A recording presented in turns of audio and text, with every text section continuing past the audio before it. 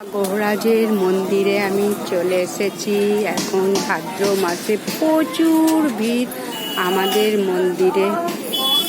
দেখে নাও সিন্নিগুলো কিরকম করে মাপছে, তোমাদের দেখিয়ে দিই। সিন্নির মাপ তো এক একজন এক এক রকম করে মাপছে। এই দেখো প্রচুর ভিড় এখানে। আমারটা তো এখনো মাপা হয়নি, জানি না কখন মাপা হবে। আমাদের এখানে ভাদ্র মাস, সারা ভাদ্র প্রত্যেকটা শনিবার প্রচুর ভিড়। আমি তোমাদের এখন আরতি শোনাবো, সমস্ত কিছু শোনাবো। দেখো কি সুন্দর মা তারা এবং বাবা গহরাজের অপরূপ শোভা।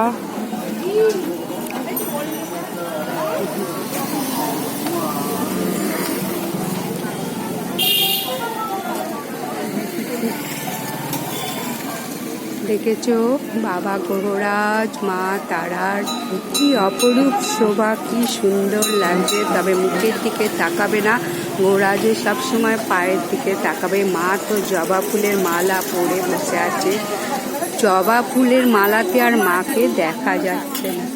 দেখো ঠাকুর মশাই দেখছে, আবার চেঁচাবে এক্ষুনি। আমি দেখো ভিডিওটা করছি বলে, যাই হোক এখানে প্রচুর ভিড় হয় ভাদ্র মাসে। কেউ কেউ বলে শ্রাবণ মাস বাবার জন্ম মাস, কিন্তু সেটা মহাদেবের মাস, কিন্তু বড় ঠাকুরের জন্ম মাস এই ভাদ্র মাস। প্রত্যেকটা শনিবার প্রচুর ভিড় হয়। আর এটা তো আবার কৃষ্ণপক্ষের শনিবার, কৃষ্ণপক্ষের শনিবারটা করা বেশি ভালো।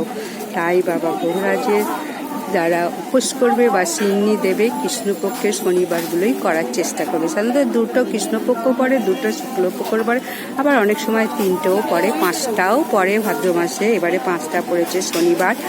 যাই হোক তোমরা যখনই করবে কৃষ্ণপক্ষের মানে পুজোটা করার চেষ্টা করবে, উপবাস যদি করে থাকো।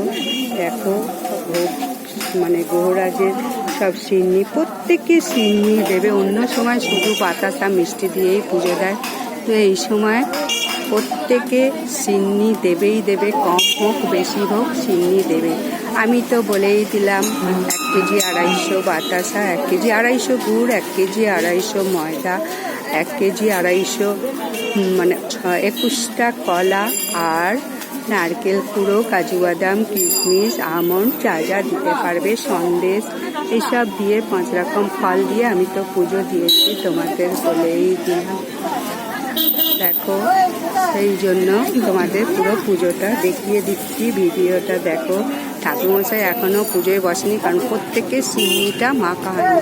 সিন্নি একজনই মাখে, দেখো বসে বসে সিন্নি মাখছে, মানে একজনই সিন্নি মাখে।